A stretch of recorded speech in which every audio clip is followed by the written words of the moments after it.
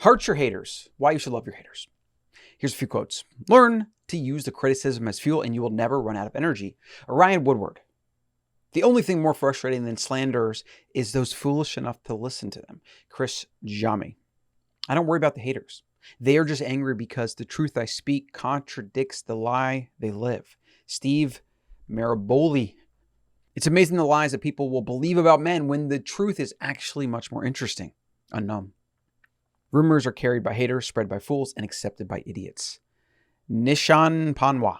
And you're here today joining me, Colin, over in this metaphysical realm of information and audio waves brought to you at the speed of light through servers. And it's actually pretty damn fascinating if you actually think about it. What the internet is, it's amazing. But this is the Better Human Show. And today we're talking about hearting your haters. Early on in my social media career, I've never really made it a career, but I've kind of used it for business and I've done it for personal reasons, whatever. And I've gone through the different peaks and valleys of wanting to do it seriously and not caring. And finally, I've come to an acceptance that it's mostly a joke and I use it as a tool to be able to distribute this content. But I'm not spending time trying to hack Instagram or get a bunch of followers or whatever. Those vanity metrics don't mean anything to me. It actually just matters to me whether you, a single individual right now, whatever your name is, that you tune in to other episodes of the show, that you are on the newsletter over at the Better Human Co., and that you and I develop a kind of audience, listener, speaker, podcaster type of relationship. That's all that matters. That is what's going to mean the difference between my work mattering. It's going to mean the difference in whether anything I say here matters to you in your life, and if you do anything with that, so on and so forth. All the other stuff doesn't matter. And haters are exactly that.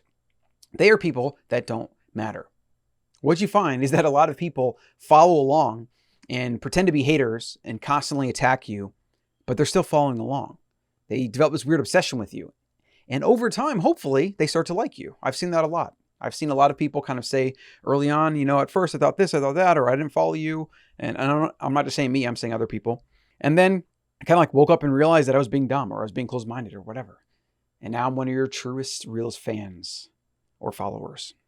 It's understandable that we have a resistance to hate negativity. Let me give you the evolutionary psychology reason why that is. Back in the day when we lived in small bands as hunter-gatherers, your reputation was everything. If you had a bad reputation, or if you had a reputation as a hoarder of resources, or disloyal, or a liar, that would put you at a major disadvantage and potentially even be a death sentence for getting food from others. Because in a communal shared tribe, if people don't want to share with you because they think you're not going to share with them, you're going to get less food. You're absolutely not going to get access to mates. Your reproductive chances are basically gone. Because again, we did not live in a world where we could just go join some other group, especially early on when there were very few humans on the planet Earth. Your tribe was effectively your family for life. And when I say family for life, I mean, those people, in some cases, at different times in history for certain humans, were the only people you'd have ever interacted with or seen your entire life. In fact, seeing another tribe or another human would have been such an oddity and such a rarity that you probably would have proceeded with caution and even try to avoid them if possible, because you don't know if they're a threat.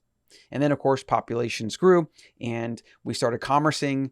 There was environmental pressures due to population on where we were hunting. And then eventually it led to money and city-states and commerce and farming. And then we had to protect our land. So we had to get weapons to do that. Then warfare. Then we took over other territories, etc. That's just part of our anthropological evolution, and the cultural evolution, and everything is tied up into it. But we were just animals in the animal kingdom like any other animal. So in the world today, where it actually doesn't matter what other people say, and most of the time, if you care about it, you're going to put yourself at a disadvantage because you're not going to do things or say things. You're going to be too vanilla, too boring. And as a result, you're not going to attract the people and the things in your life that probably should be there. That's why they say like polarize and not polarize. You want to attract your tribe by putting off those that don't belong, etc., etc., etc. Yes, I agree with that. But I don't suggest that you should go out there and be proactively trying to stir up controversy and piss people off. Some people do that. Some people build their brand around that. That's just not for me. It's too much negativity, it's too much drama. But what I am saying is you should go out in the world and pursue your passion and do the things that matter to you and speak up on the things that you believe more of us need to speak up on, as I've done on vaccines, as I've done on just government in general and all the ridiculousness I see, and every other new rock I uncover and new information that comes to my mind, I feel compelled to try to share with others. And people come at me, they say things. I've had people, reply to some of the newsletters and say things or whatever. Obviously, it's actually been happening less and less, which is kind of a byproduct of the fact that most people tend to just filter themselves out. If they don't want your message or your information, they go elsewhere. That's their power and their right. And that's great. I guess it's great. I kind of want them here because I want to try to convert them or open them up a little bit. But that's just the internet for you. Over time, the more you do it, the more you build an audience of people that are listening to what you have to say. And this includes friends and family and people around you, because the reality is there are a lot of people in our lives that are there just by proxy or by analogy or because like they're somebody else's boyfriend or girlfriend or like family member or whatever. And you kind of have to put up with them, but you don't have to please them and you don't have to not be yourself. It just matters how much they suck you into it. That's what I found. And if you refuse to engage and they can talk all the shit they want about you and they can gossip all they want about you and you say nothing, is actually the best policy. Now, same thing with haters online. I know this, I'm not the best at adhering to it, but the best way to engage with haters online is to block them and never respond.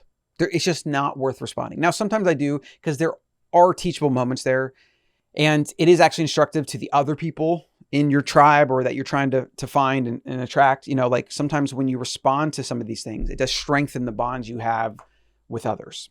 But you have to be careful because if it sucks you in and it ruins your day and you end up, getting into flame wars and you're basically letting the trolls control you, that's a problem. And that's what they will do because that's what they're designed to do. Trolls are designed to come out and to say something to elicit a response. Think about it even with bullies. Bullies will poke you, prod you, do things. And if you don't respond and you just walk away, they look like a fool. You remove all their power. They love it when you fight back. Trolls love it when you fight back. Haters love it when you give them the time of day and the attention to actually respond to their drivel. So we know the best strategy is to not respond. But the broader message here is so much more than how to deal with haters or trolls.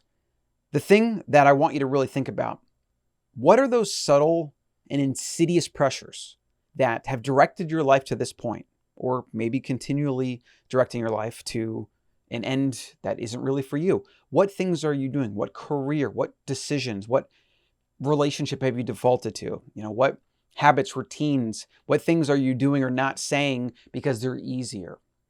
Because it's the same pressure that makes you resistant to wanting to put out information or to be yourself because you're afraid of how people respond.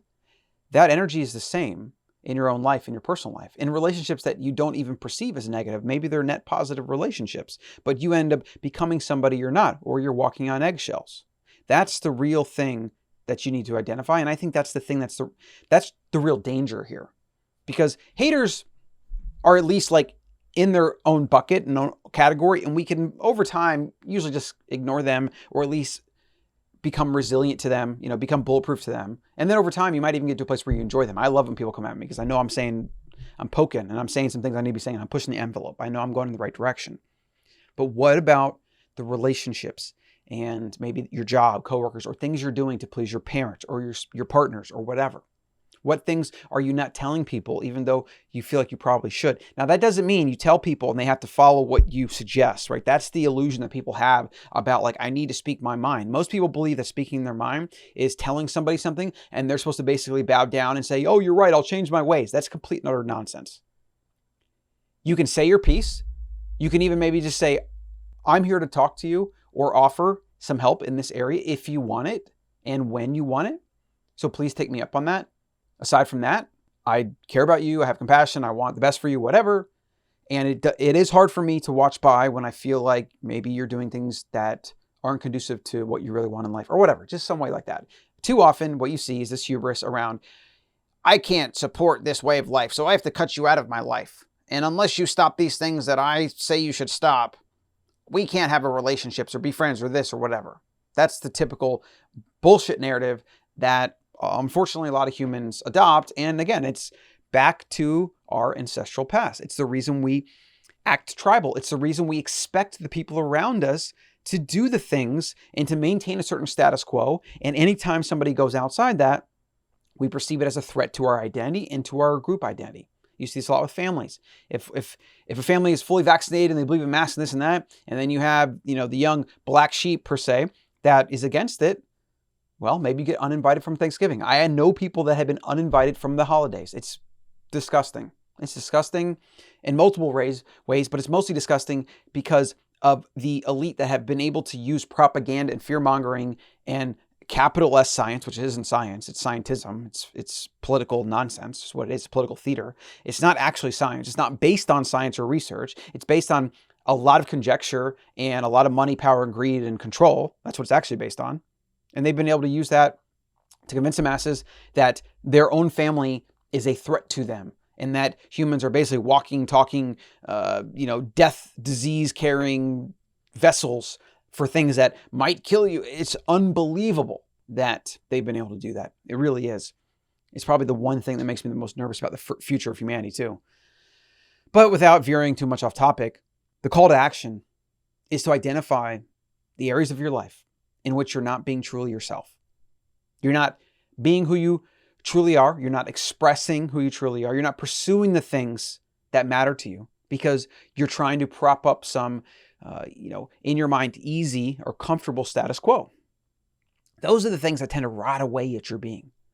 They rot away deep down and then they manifest in bad behaviors. And maybe you cheat one day when you didn't even give your partner a heads up that maybe you weren't unhappy, or maybe you slip into depression or drug abuse or alcoholism or these other things that are really just a means of your inner psyche screaming for something else, screaming to find meaning. And we pursue them in these dopamine-driven, chemically-driven ways that are all too common and all too normal in our culture because we have a culture based on delusion and based on the path of least resistance, which mostly is based on people don't want to face the truth. They don't want you to pursue your mission or your dreams because if they're not pursuing their dreams, you make them look and feel bad. So they want to fit you in a box. They want you to stay exactly the way you are for as long as possible. That is why you hear people so often say, well, I had to outgrow them or this or that. And it doesn't always mean you have to just cut people out of your life, though some people you do. Some people have to be cut out of your life, even if it's temporarily, because some people cannot accept that you are your own person and they are so narcissistically focused on themselves that any maybe happiness they might have for your continued abundance and growth is superseded by their own personal agenda. Today's show is sponsored by Organifi. Get easy to consume because you just add water, or add it to water, I should say. Superfoods, less than 3 grams of sugar per serving, and the drinks are already pre-made, so they're tasty. Drop it in some water, maybe add some lemon and ice, shake it up, ready to go. You can learn more about the different products they have over at organifi.com/betterhuman. That's going to give you 20% off your entire order too. The code is betterhuman, and that is organifi.com. These are easy to go sachets that you want to keep in your pantry or in your bag or your gym bag or whatever, and they can give you a little bit of nutrition throughout the day. Also, if you're drinking a lot of water like I do, it's always good to mix it up. So I have the coconut water powder for my electrolytes and potassium, and I throw in some of the Gut Restore to work on my gut health. And that's actually how I start every day. Betterhuman code, Organifi.com/betterhuman. And if you aren't already on the Every Other Day Better Human newsletter, you absolutely need to get over there.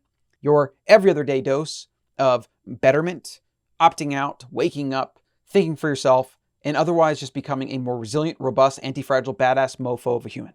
That is over at thebetterhuman.co. I hope you subscribe. And if you want to share this with somebody who might appreciate it, do that. And I'll see you in the next one.